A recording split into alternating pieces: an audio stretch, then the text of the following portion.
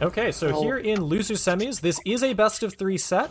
Like I was saying earlier, this is the qualifier, or the final qualifier match for the night. In fact, whoever wins this does guarantee a spot into finals week, and past that point, they're playing for seeding. Whoever loses this does not. Well, we've got a king, which is wonderful. Let's see what that this was can do. not someone I was expecting. Oh, and Dre's over in chat saying he's got Miguel, Yoshimitsu, Dragonov, King, and Negan as his full roster. Well, it looks like we're seeing definitely one that he knows that was potentially coming. Man, that's also the Great King costume. Let's go! Oh my gosh.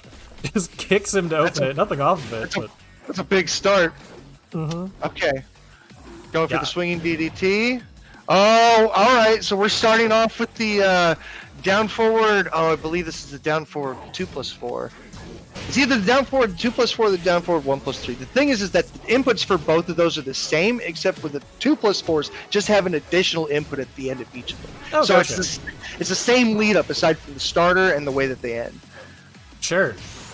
The swinging DDT here to put them in the corner pressure. Oh, this is unblockable, but will it be enough? It's not! Oh my gosh, Dre just barely living through that.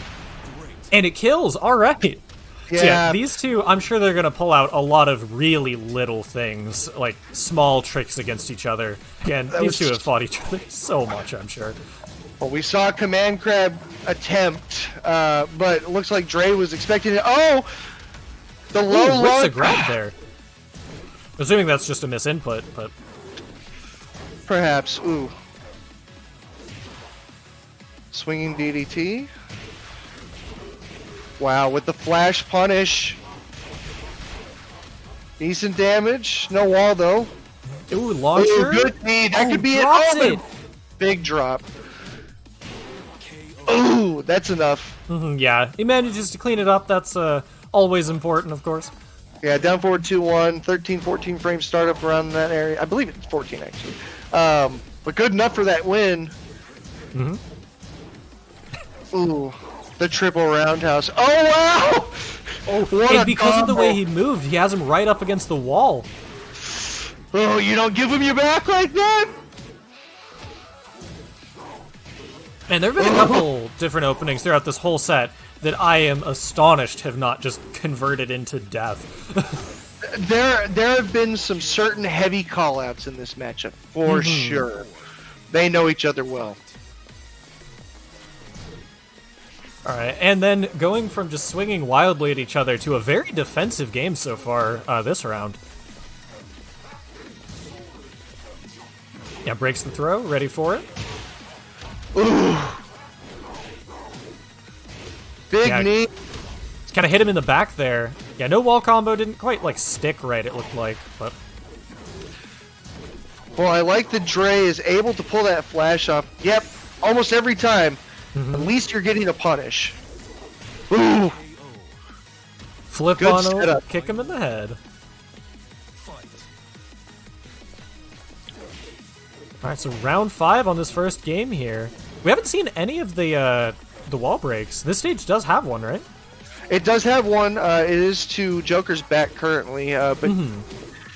Oof. Joker's just not going to let it happen. Yeah, it got pretty close, but just didn't quite close it out. I think Joker may be mixing up the Season 2 and Season 3 King combos. Because I think he's going for a little bit more than he needs to.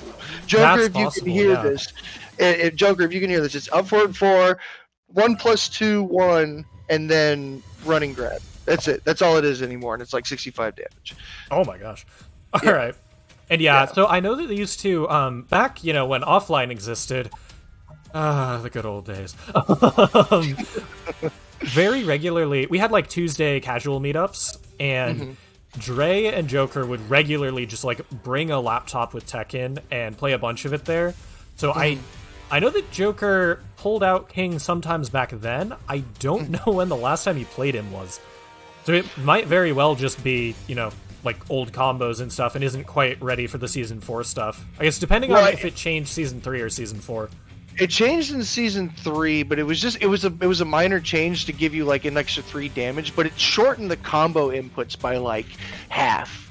Gotcha. So it was just it's a matter of what's a good way of putting it? Ergonomic comboing. Sure. You know, making sure that you're able to do something nice and simple, but damaging and able to set yourself up for a good. And that kind of fits with like the grappler thing. You know, short combos that still just do absurd damage. Oh, for sure. I mean, and you can definitely extend that to King. Although I will say this, King is one of the most fundamental characters in the game, but it looks like the Miguel is what we're going to see, and this is a bit of a different story. How exactly does Miguel work? Because like I've seen him a decent amount. One of our local players used to play him quite a bit, but I don't understand what his specialty is. I guess if that makes sense. Well, Miguel is, for all intents and purposes, a stance character. A lot of Miguel's best stuff is going to be coming out of. Well, let's see if we see it. But the biggest issue with Miguel is, unfortunately, his T-Rex arms. So it's always been a problem in Tekken 7 where it's hard to get to the strengths of the character because you cannot overcome the weaknesses. Gotcha. The 10-frame punish being as stubby as it is, I mean, it's not as bad as Asuka's, but at the same time, I don't believe Miguel has as much going for him as Asuka does to keep them as competitive. Gotcha. So kind of a struggle character unless he can get all the way in. Basically, like confirm. Oh wow, okay. That should do the yeah. If Miguel can get in your face and put the pressure on, he has really great tools, great counter hit buttons, almost Steve-esque in the counter hit ability. Yeah, just called out like real good spacing against that dive there. Didn't get too much off the punish though, unfortunately. Yeah, but you'll see here, like, a lot of Miguel's 1 buttons are just not going to be consistently hitting on repeated use. Gotcha.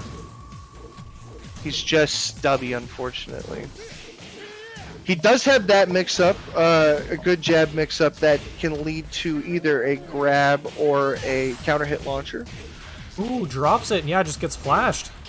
Yeah, unfortunately, the in-between of the second jab and the counter-hit launcher is punishable, and you can't interrupt it.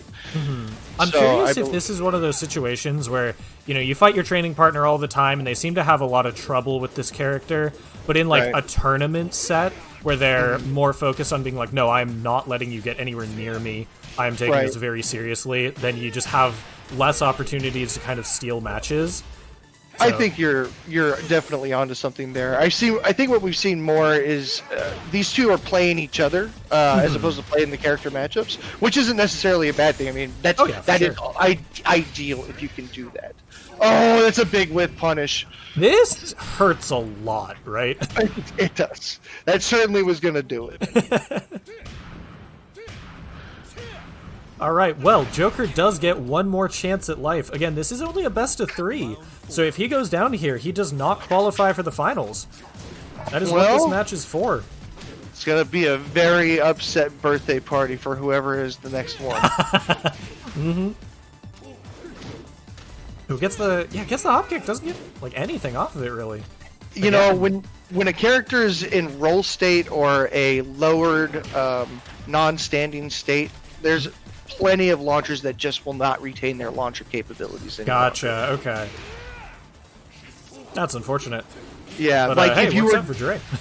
I mean, a good example is like if you were to take any character that has a hop kick and then do another hop kick after to confirm. Like just what you see after that is typically what you're going to see on a standing or a somewhat non-vertical opponent. All right, Joker has the magic pixel left, and that's all he's got in his entire tournament life.